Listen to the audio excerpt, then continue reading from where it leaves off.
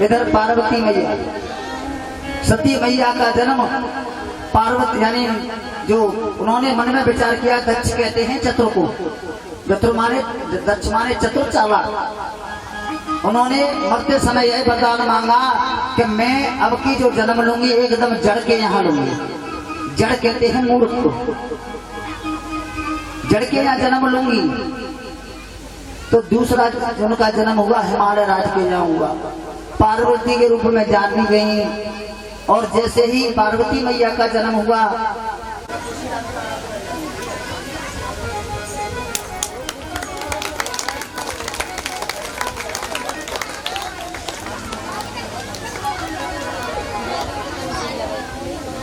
केवल बैठा लो नम प्रसन्न है। कुर्सी को इधर हो जाए, बेटा साइड से आ जाओ। शंकर जी ललित वो पार्वती तुम आ जाओ। बोलिए वृंदावन बिहारी लाल की जय जय श्री। और जैसे कहा कि तुमको इसकी अब मन ही मन विचार कर रही है, मन ही मन विचार कर रही है कि अब मैं क्या करूं। अब तो लौट करके मैं कैलाश भी नहीं जा सकती हूँ।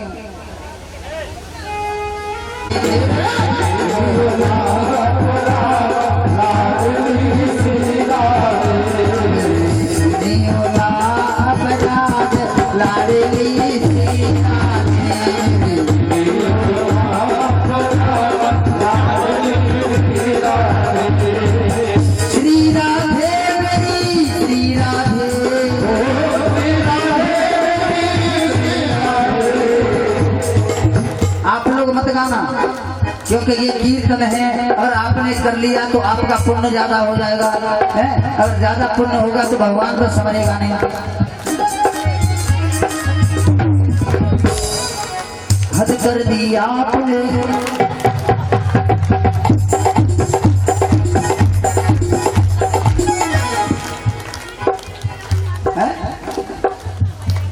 ऐसी हद मत करो।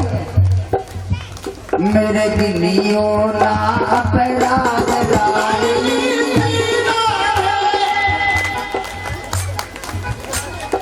क्या करूं, जालन कुआ जालन खाई मेरी। देखो कैसे सामत है। अब तुम्हें बोलना मैं बोलूंगा है। मेरे दिलियो ना अपराध लाडली श्री राधे।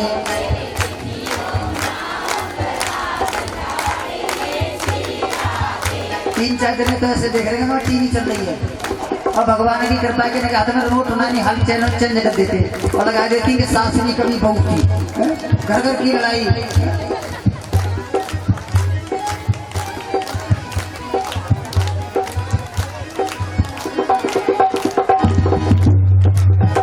मेरे गिलियो ना अपराध लाडली श्री राधे।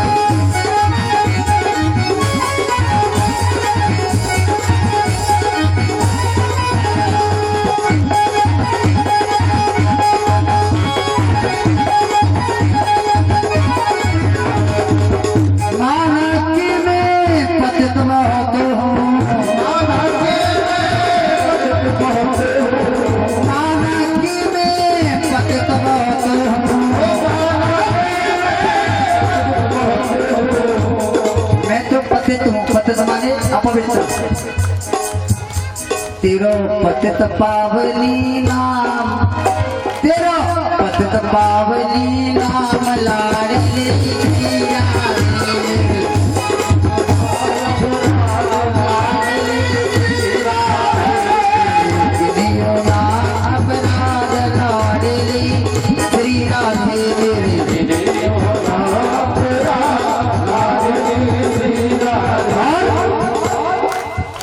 मैं गाऊंगा फिर आप गाना है।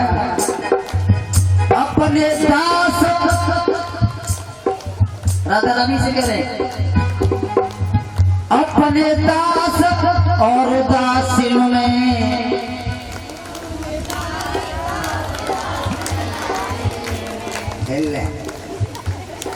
डूब की मर जा रही है, समझ ना क्या। अपने दास और दासियों में बोलते मत को राधा रानी से को, अपने दास और दासियों में लिख लियो मेरा नाम। कौन कौन नाम लिखवाने हैं राधा रानी के यहाँ? सभी लिखवाने हैं। लिख लीजिए मेरा नाम लाई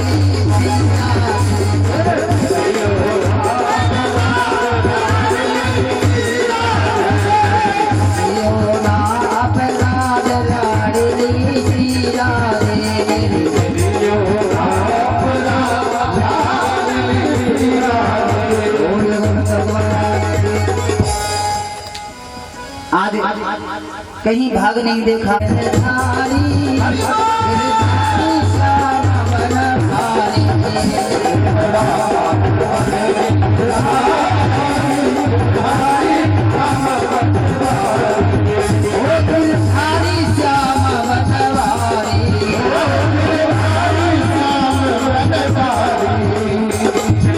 एक बात बताइए, ये बात मेरी किसके दिमाग में आई? हाथ भाई होता है कि परेशानियों में हमें खुश रहना है, दुखी नहीं होना है, ठीक है। और परेशानी से कह देना अगर आए तो आई डोंट केयर।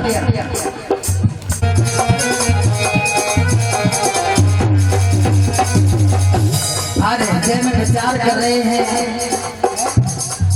जिनकी कथा तो हम दृष्टि से सुने आए। हे प्रभु कृपा कर दो, एक दर्शन और रह जाए। हृदय विचारत जात हर के भी दर्शन होय, और गुप्त रूप अवतरे प्रभु काहे सब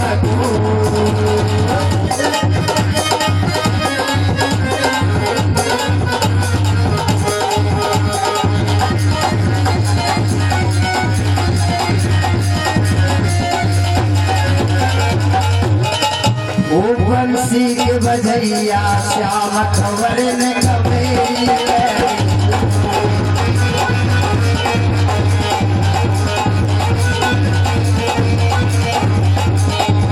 अरे मेरी लियो रे खबरिया, मेरी लियो ओ मुरली के बजैया श्याम खबर न कभी।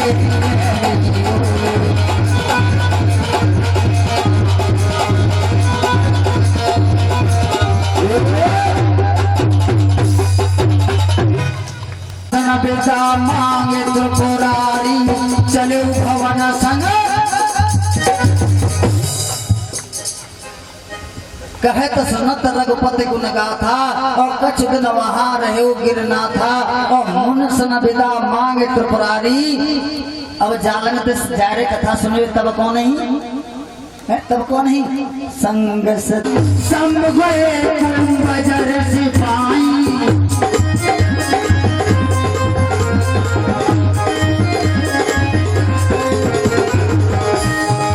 चौपाई से एक एक हजार आते हैं, और आप लोगों की कृपा है, आशीर्वाद है, आप लोगों का सहयोग है, और ठाकुर जी का हाथ है कि एक चौपाई पे 8 घंटे बोल सकता हूँ। 8 घंटे ये आप लोगों का आशीर्वाद है। 8 घंटे तक बोल सकता हूँ। लेकिन अब सुनिए, कहते हैं कि जहाँ एक बार शब्द आता है वहाँ कोई न कोई घटना होती है। एक बार त्रेता जुग शंभु गए कुंभजर से पाई। चौपाई में कौन सा शब्द आया है? एक बार। अब दूसरी चौपाई पे आ जाएंगे। एक बार भूपति मनवाई, बैलान मोरे सुतनाई। गुरुग्रह गए तुरंत महिपाल,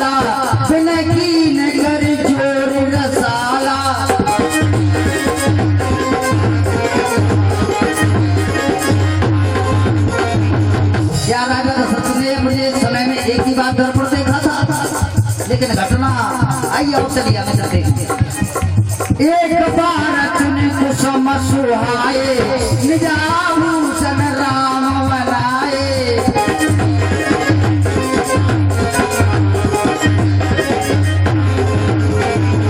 एक बार यहाँ भी घटना है और आ जाइए आगे चलिए। अब रावण कह रहा है एक बार एक बार मेरी तरफ देख दे, जहाँ भी एक कल की कथा में आएगा, लेकिन जहाँ एक बार शब्द आता है वहाँ देखिए। लेकिन आज एक बार त्रेता जुगवाई सम गए बजर से पाई। साथ में कौन है? जब कथा सुनने के लिए जा रहे थे, कितनी बड़ी उपमा है, इस बात को बड़े ध्यान से सुनेंगे, आराम से। संग सती जग जननी भवानी, कितना बड़ा नाम है संग, ये नाम नहीं, संग कौन है बोले बाबा के? सती जगत जननी और भवानी, कितनी बड़ी उपमा दी है बाबा ने। संग सती जग जननी भवानी पूजे ऋषि खलेश्वर जानी।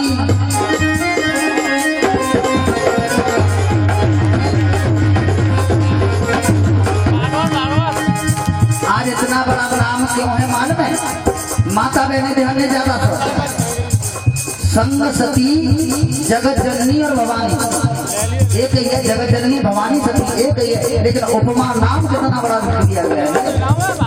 और क्यों रख दिया है? कि क्यों कि आज भगवान की राम कथा सुनने के लिए जा रही हैं, इसलिए इतना बड़ा नाम है इनका, जगत जननी भवानी। संग सती जगत जननी भवानी पूजे ऋषि खलेश्वर जानी। और जैसे ही अगस्त्य ने देखा कि भगवान से वो माता सती आई है, तो सुंदर आसन डाला, बिठाया और फिर भगवान समझ के पूजन किया। और देखिए जैसे ही अगस्त्य जी ने पूजन किया, और तो वहीं से सती के मन में भ्रम हो गया, वहीं से सती के मन में भ्रम हो गया कि अरे ये क्या कथा सुनाएगा, ये क्या कथा सुनाएगा? जो हमारे पति का परमात्मा समझ के पूजन कर रहा है, ये कोई कथा पता नहीं सुनाएगा। विनाश काले विपरीत जादू खुदारे दे ताकि मत हरे। सती की बुद्धि खराब है गई। अरे जी बाबा का कथा सुनावे गो, फिर तो हमारे पति को भगवान समझ के पूजा कर रहे हैं। आज बैठ गए, कथा होने लगी। कहत सुनत रघुपति गुण गाथा, भगवान राम की कथा है रही है, लेकिन सती को मन ना है। क्यों? तो उनका मन भ्रम हो गया, मन में भ्रम हो गया। अरे ये कथा क्या सुनाएगा, ये कोई व्यास नहीं है, ये कोई संत नहीं है। कहत सुनत रघुपति गुण गाथा कछु दिन वहाँ रहे गिरनाथा।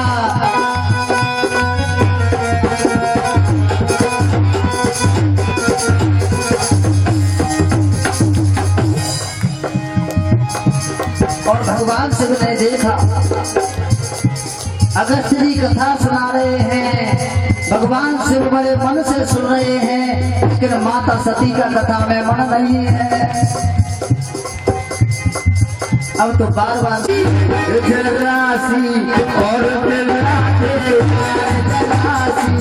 और पिला दे शंकर जी की नदिया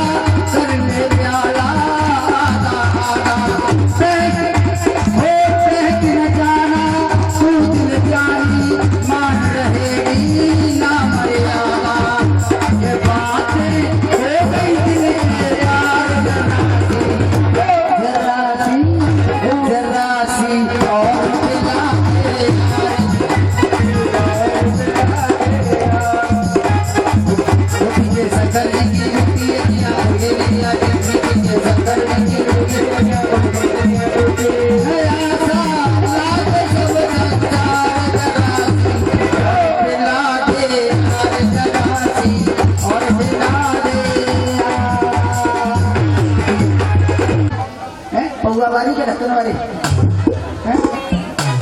नहीं बोले बाबा ये सब पीने हैं। उठी के शंकर जी की बूटी पिया के पिया बूटी शंकर जी की बूटी पिया पिया बूटी सामने मेरे यार सामने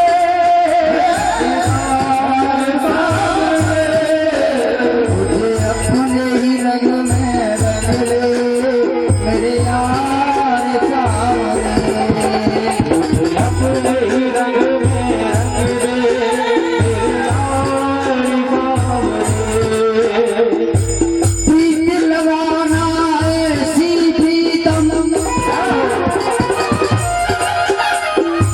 प्रीत लगाना ऐसी प्रीतम जो निभ जाए मरते दम तक इसके सिवा ना कुछ भी चाहा और न मांगा अब तक और न मांगा अब तक और न मांगा अब बिन तेरे है जीना अब बिन तेरे है जीना बेकार सामने मुझे अपने रंग में रंग दो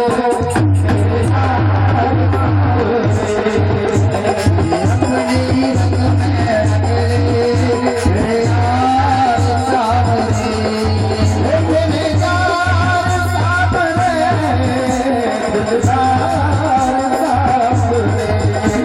मेरे यार सामने दिलदार सामने अपने ही रंग में मेरे यार सामने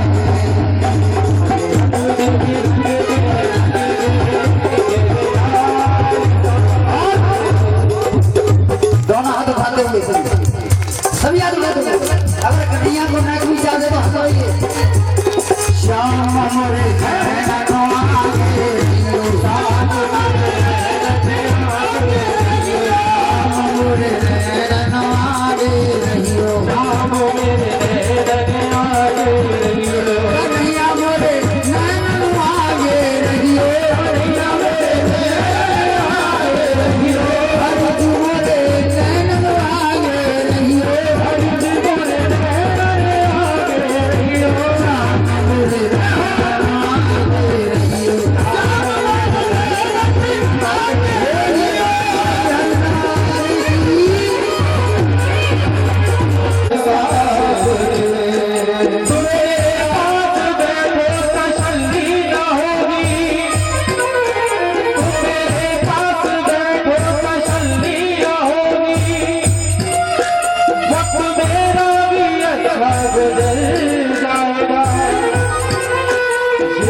मसीहा तेरे वादे से मौत का भी इरादा बदल जाएगा मौत का भी इरादा बदल जाएगा मौत का भी इरादा बदल जाएगा बताओ तो पर्दे में कब तक छिपोगे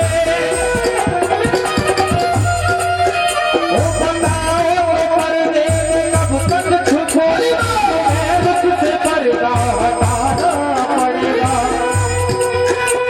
मुबारक हो तुमको ये मेरी मोहब्बत मेरे सामने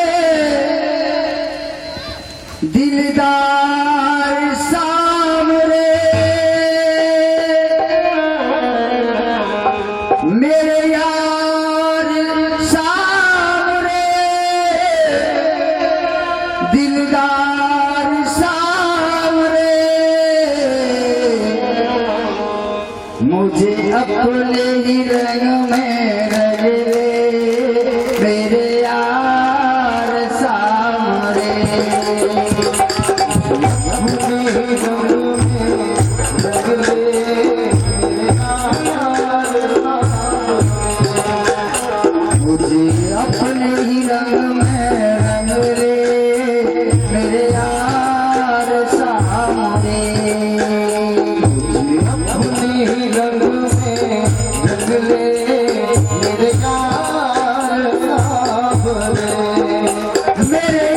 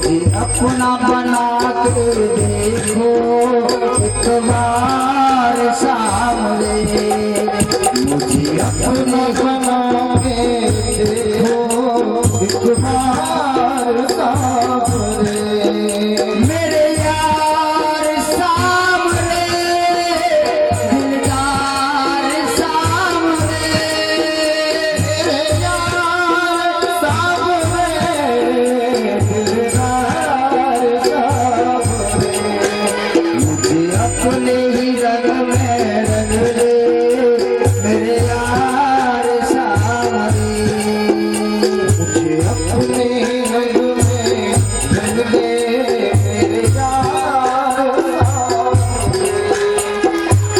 श्याम पिया मेरी रंग दे चुनरिया,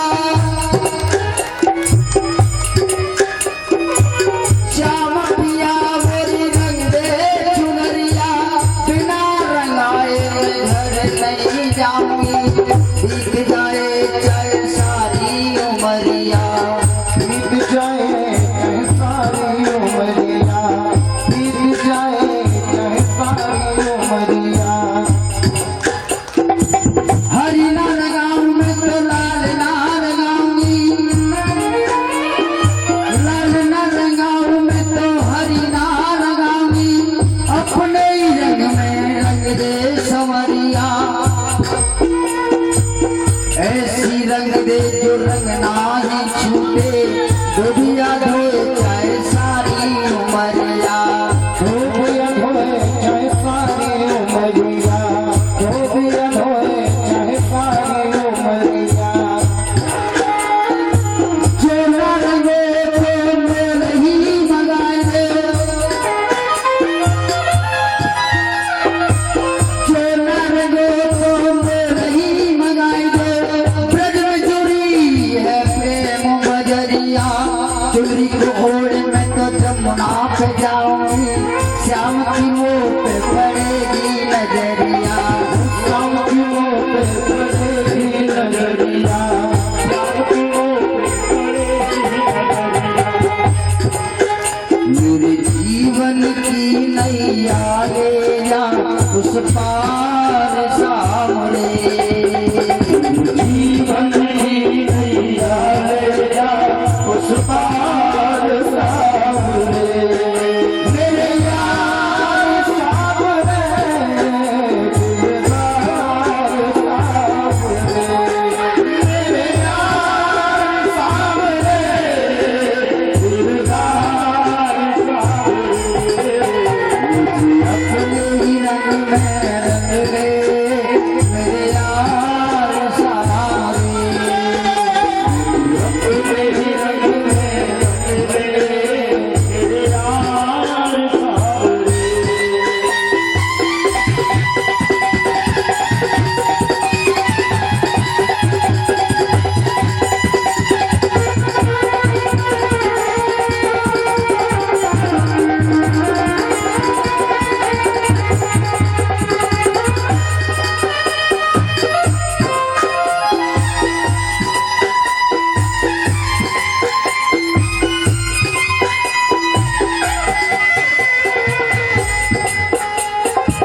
भव सागर में मन मोहन,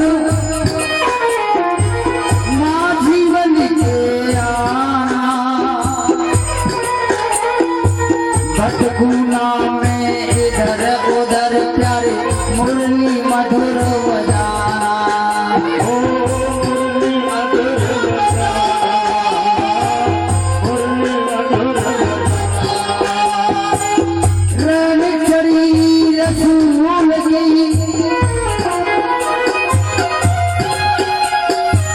रण चढ़ी रसूल की, लगवाला के हाथ, इसकी चुनरी रंग दीनी रे, धन धन उसके भाव, धन धन उसके भाव, धन धन उसके जो तू मांगे रंग की रंगाई तो मेरा जोवन गिरवी रख ले, अपनी पगड़िया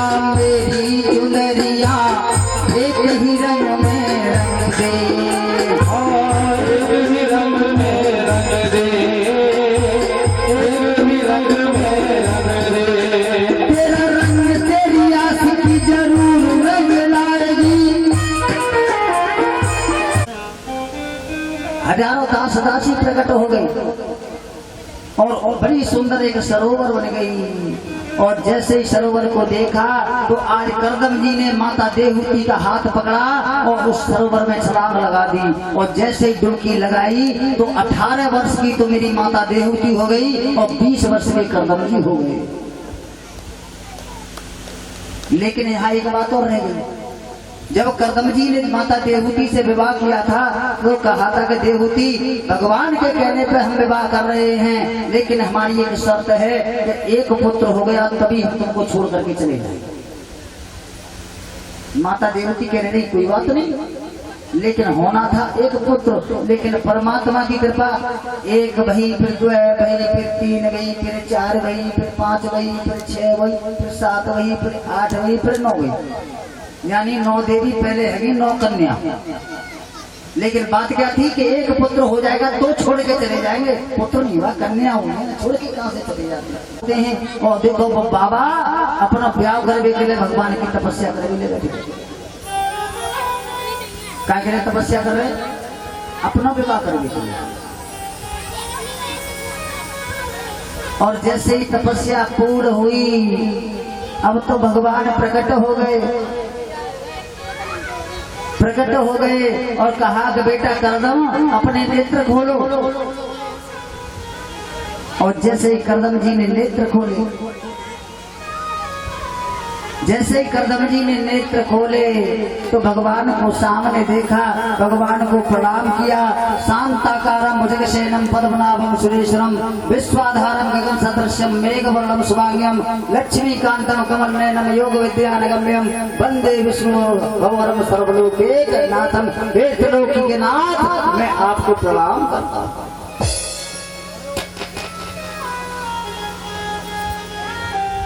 भगवान मुस्कुरा करके कहने लगे, रे करदम जी इतनी कठोर तपस्या आपने किस लिए की है? और भगवान सबके मन की जानने वाले हैं। और देखो करदम जी अब कैसे कहे भगवान से, करदम जी आपने इतनी कठोर तपस्या किस लिए की है? बोले कि ना प्रभु, मैंने तो केवल आपके दर्शन की इच्छा थी, इसलिए मैंने इतना कठोर तप किया है। अब शर्म के मारे बेचारो बाबा कैसे कहे कि अपने ब्याह करने के लिए हमने तपस्या की, बताओ शर्म के मारे कैसे कहे? अब तो भगवान कहने बताओ तो सही। देखो आजकल के जमाने में कोई बिना स्वार्थ के तो कुछ करता नहीं है। कल भी मैंने कहा था कि स्वार्थ लाग करें सब प्रीति और सुर नर मुन सब किए है। जब तुमने इतना कठोर तप किया है तो कोई न कोई तो जाको मतलब हो। काय के लिए करो बताओ तो सही। बोले कि ना जैसे तुम्हारे मन में छोरी देखे वगैरह जाता है, जैसे गोद वोद भरवे जाते हैं तो छोरी के मम्मी पापा कहते हैं कि चिंता मत करो, छोरी हमारी बड़ी सुशील है। सुशील को मतलब सज्जन है। और मैं तो वैसे हटू ही हूँ, बोलो जैसे ऐसे प्रत्येक नाम का अर्थ होता है, यानी कि जो दो पत्नियों के नाम बताए हैं, एक का नाम दिति, दूसरी का नाम अदिति। दिति माने भेद बुद्धि और अदिति माने अभेद बुद्धि। दिति माने भेद बुद्धि और भेद बुद्धि वो होती है केवल अपना ही अपना चाहिए, और अभेद बुद्धि वो होती है कि जो सबका भला चाहे। उसके बारे में ठाकुर जी से कहे ठाकुर जी सबका भला करना, अगर सबन को भलो हम चाह रहे तो हमारा भगवान को ऑटोमेटिकली भलो करेगा, ऑटोमेटिकली भलो करेगा। और कैसे मेरो भलो करिए जाको मत करिए, मेरो करिए जाको मत करिए, तो तेरो ना हेरो ना जाओ कहे।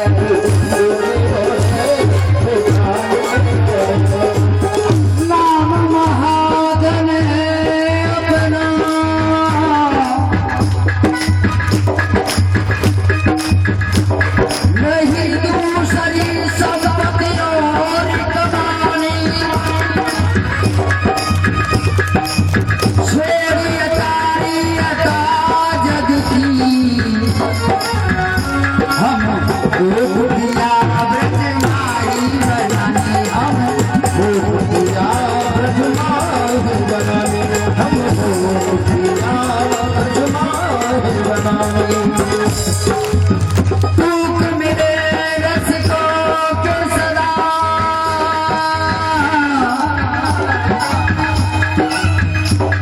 और पीवन को जमुना जल पानी हमें और की परवाह नहीं अपनी ठकुरानी श्री राधिका अपनी ठकुरानी श्री राधिका अपनी ठकुरानी श्री राधिका ब्रज की रज में लोट के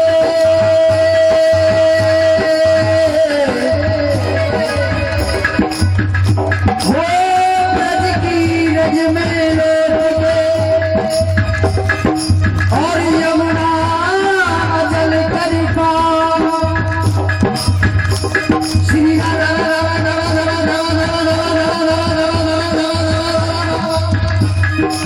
श्री राधा राधा रथ कहीं या तन सोने ले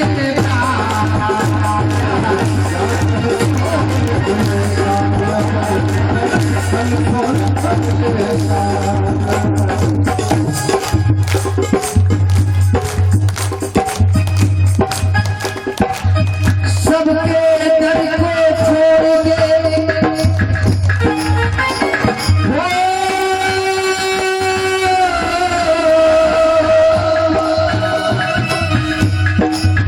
सारे जग को छोड़ के मैं आया तेरे द्वार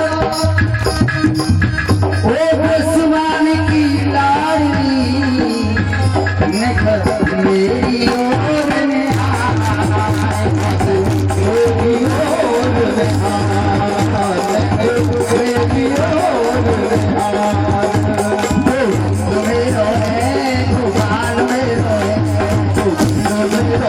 है गोपाल मेरो है मेरो है गोपाल मेरो है गोपाल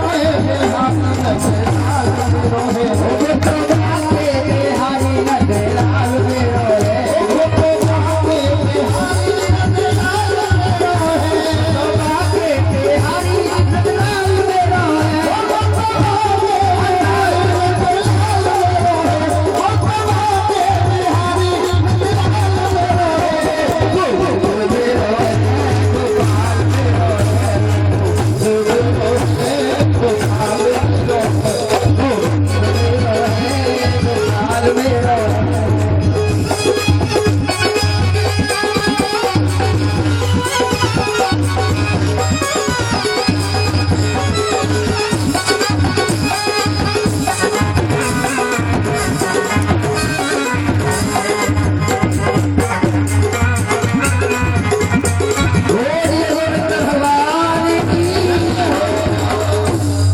जय जय श्री राधे। अब बैटरी और जैसे कि आए हुए तो कहाँ है और जैसे ही लेके गई तो देखे तो भगवान को केला के छिलका खाए भी लगे थे और केला के जो बूदा है वो कोने में पड़ा हुआ है कोने में पड़े हुए विदुरानी से कहने विदुर जी कहे अरे विदुरानी तू पागल हो गई है अरे तेरा दिमाग खराब हो गया है द्वारकाधीश कन्हैया पहली बार हमारे घर में आया है और तू केले के छिलके खा रही विदुरानी बोली दिमाग मेरा खराब नहीं हुआ है दिमाग खराब तुम्हारा हुआ है मैं ऐसी पागल हो रही हूँ कि अपने कन्हैया को केले के छिलके खिलाऊंगी कि देख इधर और जैसे उसने देखा तो केले का दूध अलग पड़ा हुआ है छिलके मेरा कन्हैया खा रहा है। अब तो विदुरानी कहने कन्हैया मुझसे गलती होगी मुझको क्षमा करो। कि काकी किस बात की क्षमा मांग रही हो कि देखो मैं तुमको केले के छिलके खिला रही हूँ। अरे मैं कब केले के छिलके खा रहा हूँ मैं तो बूढ़ा खा रहा हूँ कि नहीं केसर केले के छिलके हैं। और जैसे कन्हैया ने देखा तो केले के छिलके निकले।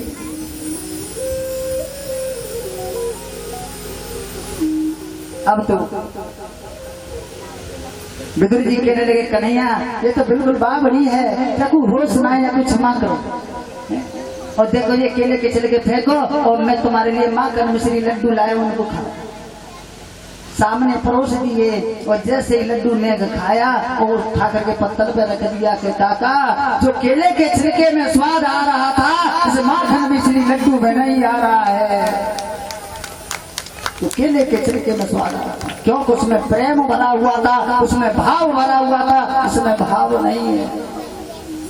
और मैंने अपने जीवन में कभी किसी से कुछ नहीं मांगा है, केवल जब राम बन के आया था तो सबरी से खाने के लिए मांगा था कि माता कुछ खाने के लिए हो तो दे दे। और द्वापर में जब कृष्ण बन के आया हूँ तो मैंने तुमसे कार्तिक से मांगा था। त्रेता में भी भूखा रह गया था और द्वापर में भी भूखा ही रह गया। आज अभय वरदान दे करके मेरे कन्हैया द्वारका के लिए जाते हैं। बोले गोविंद भगवान की जय जय श्री राधे। कि गोविंद मेरो है गोपाल मेरो है, गोविंद मेरो है गोपाल मेरो है, गोविंद मेरो है।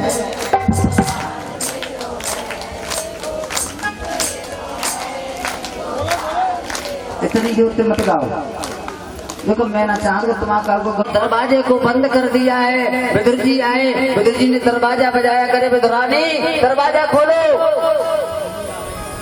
और जैसे ही विदुरानी ने आवाज सुनी कन्हैया से कहा कि लाला हाँ अभी तू खा, तेरे काका आ गए, थोड़ी देर में दरवाजा खोल के आते हैं। और जैसे ही दरवाजे को खोला विदुर जी बोले अरे विदुरानी तो को पतो ना है, तो को पतो ना है कि आज कन्हैया ने। अब तो विदुरानी कहने लगी कि लाला देख घर पे और तो कुछ खावे के ताई है ना, घर पे तो कुछ और खावे के ताई है ना, लेकिन एक वृक्ष है कदरी फल को और पापे बड़े सुंदर मीठे मीठे फल लगते हैं, बड़े सुंदर मीठे मीठे फल लगते हैं क्योंकि उसमें रोज मैं जल लगाती हूँ। तू 2 मिनट बैठ मैं अभी लेके आती हूँ। कदरी फल का मतलब केला। आज दौड़ी दौड़ी गई और दौड़ी दौड़ी जाने के बाद उसने क्या किया, कदरी फल तोड़े और तोड़ करके आज कदरी फल और जैसे ही लेके आई भगवान कन्हैया के सामने पत्थर डाल दिया। और देखो उस विदुरानी को भगवान कन्हैया के प्रेम में कैसी पागल है गई है। पत्थर तो डाल दे और अब केले के फल को नुकाती है, गूदे को तो अलग फेंक देती है और छिलके को परोस देती है। गूदे को तो फेंक देती है और छिलकों को परोस देती है और कहते हैं कन्हैया आ भोग लगा। और देखिए मेरे द्वारकाधीश को आज केले के छिलके खाने लगे, उनको ये भी पता नहीं चल रहा है कि मैं केले का फल खा रहा हूँ या छिलके खा रहा हूँ। क्योंकि विदुरानी के प्रेम को देख करके भगवान प्रेम में ही पागल वो भी हो गए। छिलके खा रहे हैं विदुरानी, छिलके यानी गूदे को छील करके अलग फेंक रही है और छिलके अब ले गो। बोले हनुमान जी का जानते कि कैसे फल तो फल ही हो तो ले जाके हनुमान जी पे चढ़ा दो। हनुमान जी की कृपा भाई कि संसार के धर्म से प्रवृत्त होकर के उसकी पत्नी गर्भवती हो गई। समय आने पर बड़े सुंदर पुत्र को जन्म दिया। पूरा शरीर तो बढ़िया है लेकिन बाकी खोपड़ी पिलपिली है, बाकी चांद पिलपिली है। अब तो बड़ा परेशान रहा, डॉक्टर ने को खूब इलाज करवाया लेकिन कोई आराम नहीं मिलो। अब तो मैं हनुमान जी के पास पहुंचो। अब तो हनुमान जी के पैर में मूरन को मारने लगा। हनुमान जी प्रकट है गए कि क्या बात है, ऐसा क्यों कर रहे हो, क्यों मरना चाहता है। तो बोलो कि बालाजी महाराज आपकी कृपा से मेरे घर में एक पुत्र हुआ, पूरा शरीर उसका सही है लेकिन बाकी खोपड़ी पिलपिली है, बाकी चांद पिलपिली है।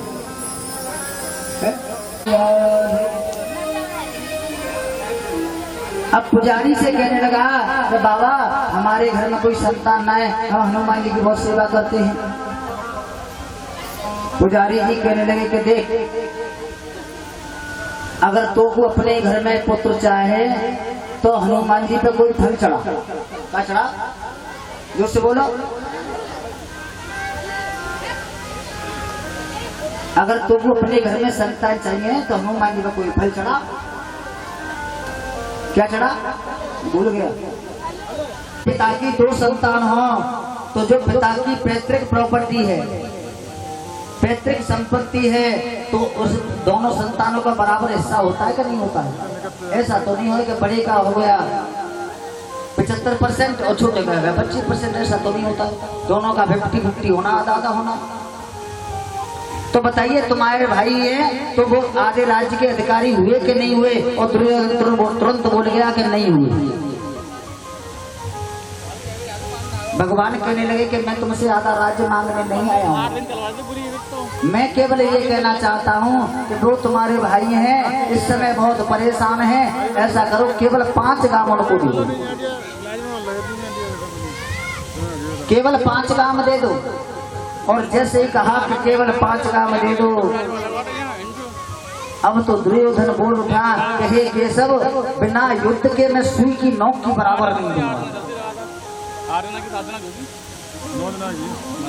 हे केशव, मैं बिना युद्ध के सुई की नोक की बराबर नहीं दूंगा। तो अब तो भगवान को क्रोध आ गया, कहने लगे दुर्योधन ये फालतू बात मत करो। अरे तुम्हारा किसने नाम दुर्योधन रख दिया? तुम्हारा नाम तो सुयोधन होना चाहिए था। अरे तुमको इतनी भी तमीज नहीं है कि एक शांति दूत से कैसे बात की जाती है?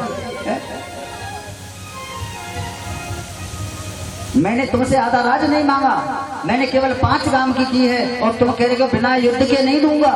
तो युद्ध केवल तुमने अपनी नानी से या अपने काकी से ये कहानी सुन ली होगी या किताब में पढ़ लिया होगा, लेकिन तुम ये नहीं जानते कि जब युद्ध होता है ना तो कितनी तो माताएं पुत्र विहीन हो जाती हैं, कितनी पत्नियां विधवा हो जाती हैं, और कितनी बहनें बिना भाई के रह जाती हैं। और तुम कह रहे युद्ध की बात। अब जैसे ही भगवान को क्रोधित देखा, अब तो धृतराष्ट्र जी बोल उठे, करे केशव छोड़ो, ये तो पागल है, इसमें बात करना नहीं आता है, बच्चा ही तो है, छोड़ो। तो दुर्योधन भी बात को पलट गया, कहने लगा केशव हाँ ये तो राजपाट की बातें नहीं, छोड़ो। मेरी माता गांधारी ने आपके लिए 56 प्रकार का भोग बनाया है, चलो पहले भोजन करते हैं। तब भगवान ने कहा कि हे दुर्योधन, केवल 2 परिस्थिति में भोजन किया जाता है, या तो खिलाने वाले के अंदर भाव हो या खाने वाले को भूख हो। तो पहले नंबर तो मुझे भूख नहीं है, और दूसरी बात यह है कि तुम्हारे अंदर भाव नहीं, और वैसे भी मैं आज तुम्हारे यहाँ भोजन नहीं करता, क्योंकि आज का तो निमंत्रण मेरा विद्रोह का आते हैं, क्योंकि विद्रोह दासी पुत्र थे, इसलिए छोटी जाति का माना जाता था। विदुर काका के न्याय, और विदुर को पहले ही दुर्योधन ने सभा में से निष्कासित कर दिया था, निकाल दिया था।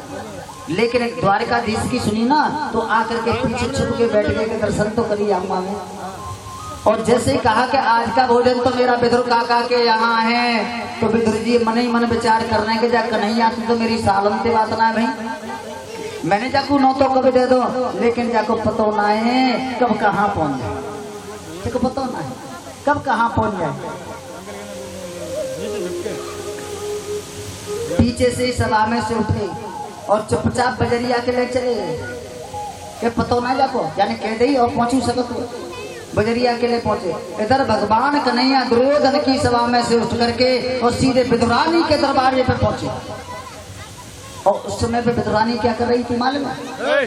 स्नान कर रही थी, आधे यानी अर्ध वस्त्र पहन करके, आधे वस्त्र पहन करके स्नान कर रही थी। और देखो मेरे कन्हैया जाकर के कुंडी को बजाया और कहा काकी, अरे काकी दरवाजा खोलो। अंदर से कोई आवाज नहीं आई। फिर कहा अरे काकी मैं बहुत देर से खड़ा हूँ, धूप पड़ रही है, दरवाजा खोलो। फिर अंदर से आवाज आई, अरे भाई कौन है, थोड़ी देर और खड़ा रहे, देख मैं स्नान कर रही हूँ, मैंने वस्त्र धारण नहीं किए हैं, थोड़ी देर रुक जा। लेकिन भगवान कन्हैया ने नहीं सुनी, भगवान कन्हैया ने नहीं सुनी। फिर दरवाजा बजाया, अरे काकी मैं कृष्ण बोल रहा हूँ, जल्दी दरवाजा खोलो, मुझे बड़ी भूख लगी है, बड़ी धूप पड़ रही है। और जैसे ही कृष्ण का नाम सुना, अब तो विदुरानी पागल हो गई। भगवान कन्हैया के प्रेम में पागल हो गई। अब तो वस्त्र पहनना भी भूल गई और आकर के सीधी दरवाजा खोल दिया। और जैसे दरवाजा को खोला अब तो भगवान कन्हैया की नजर पड़ी तो समझ के कह तो बिल्कुल पागल हो गई मेरे प्रेम में। अपनी पीतांबरी को उतारा और विदुरानी को उड़ा दिया। कहा कि काकी मुझे बड़ी भूख लगी है, कुछ खाने के लिए घर में है। विदुरानी बोली कि लाला तेरे काका तो घर पे है नहीं है, तेरे काका तो घर पे है नहीं है, चले पर हाँ कछु न कछु तो व्यवस्था करेंगे। आज देखो कन्हैया को हाथ पकड़ो। हाँ हाथ पकड़ के आगे आगे विदुरानी, पीछे पीछे मेरे कन्हैया चलो।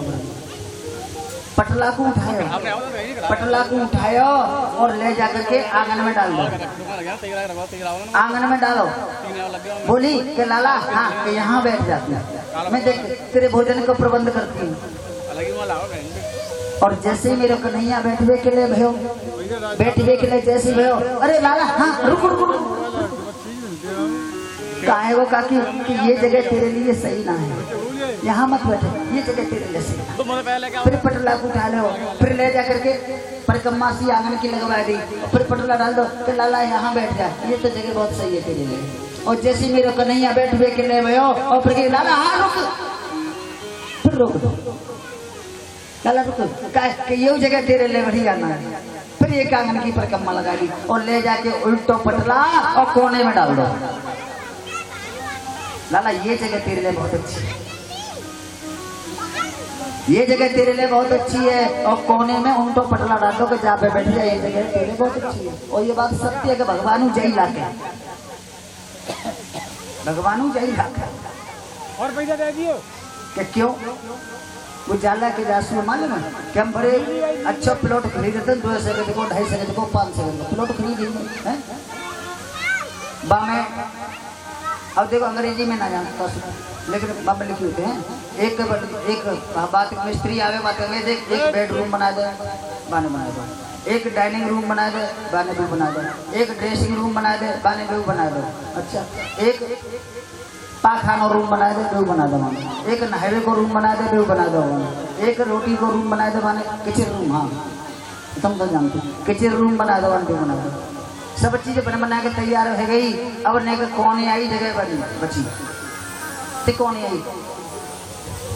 आई जगह बची। मिस्त्री बोलो करे महाराज जी, अरे ठाकुर साहब आओ, करे इतनी जगह बची है, जाको का करें, जाको का करें। उनने अपनी पत्नी बनाई, अरे भगवान सुनती हो इधर कि देखो जी जगह बची है नहीं हैं। और जी मिस्त्री बार बार पूछ रहे और खाली पड़ी रहेगी तो बेकार लगेगी, अब जाको क्या करें। अरे तुम लोग बावड़े हो, जा मैं मंदिर बनवा दू,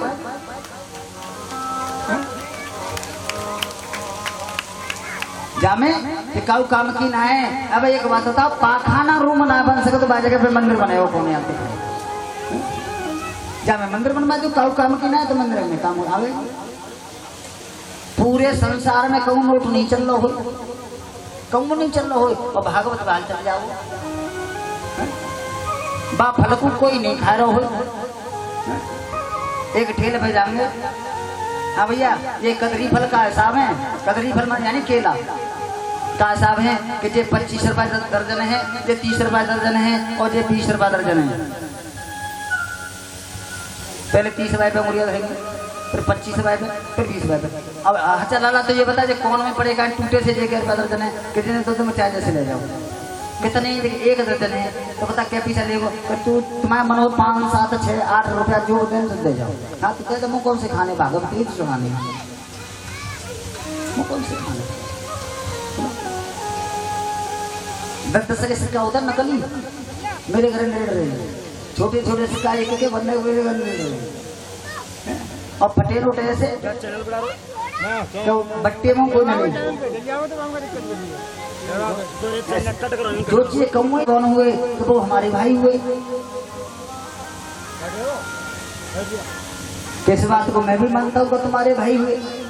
अगर तुम्हारे भाई हुए तो भाई होने के नाते आधे राज्य के हिस्सेदार हुए कि नहीं हुए। अगर पांडु तुम्हारे काका थे तो पांडु के 5 पुत्र हैं, वो तुम्हारे कौन हुए। स्वर्ग का दरवाजा होता है, पिता के चरण छुओ, अपने गुरु को प्रणाम करो, अपने फिर अपने काम करो। इतने काम में कितना समय लगेगा? कुल मिला के 2 मिनट या 2.5 मिनट, उससे ज्यादा तो नहीं लगेंगे। लेकिन वो भी हम नहीं कर पाते हैं, वो भी हम नहीं कर पाते।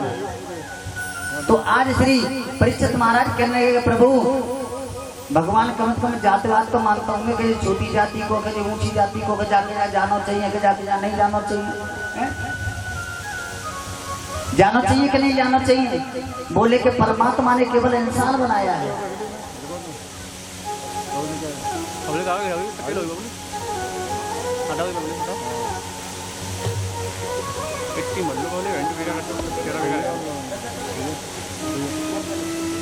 बोलिए गोविंद भगवान की। तो कहा कि परमात्मा ने केवल इंसान बनाया है, परमात्मा ने जाति नहीं बनाई है कि जी ऊंची जाति को, कि जी नीची जाति को, कि छोटी जाति को, कि जी बड़ी जाति को। केवल इंसान ने इंसान बनाया है, और जाति तो हमारे कर्मों के आधार पर बना दी गई है, कर्मों के आधार पर बना दी गई है।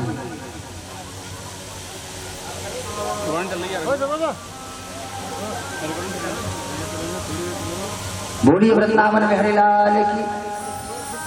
तो कहा कि राजन परीक्षित, परमात्मा ने केवल इंसान बनाया है, जाति नहीं बनाई है। कि ना ना ना गुरुजी, इस बात को मैं नहीं मानता हूँ। परीक्षित जी कह रहे कि इस बात को मैं नहीं मानता हूँ। तो श्री सुखदेव जी कहते हैं कि सुनो, कि छोटी सी कथा आती है, बड़े ध्यान से सुनेंगे। जब शांति दूत बनकर के भगवान, शांति दूत बनकर के जब भगवान हस्तिनापुर गए, तो दुर्योधन ने बड़ा स्वागत सम्मान किया। आज भगवान बैठे हुए हैं और दुर्योधन से कहने लगे कि भाई दुर्योधन देख, मैं शांति दूत बनकर के आया हूँ, शांति दूत बनकर के आया हूँ। और शांति दूत का मतलब ये होता है कि आपस में सुलह कराना। मुझे तू एक बात बता कि जो पांडव हैं वो तुम्हारे कौन हैं? जो पांडव, महाराज पांडु थे, उठ के रघुनाथ था,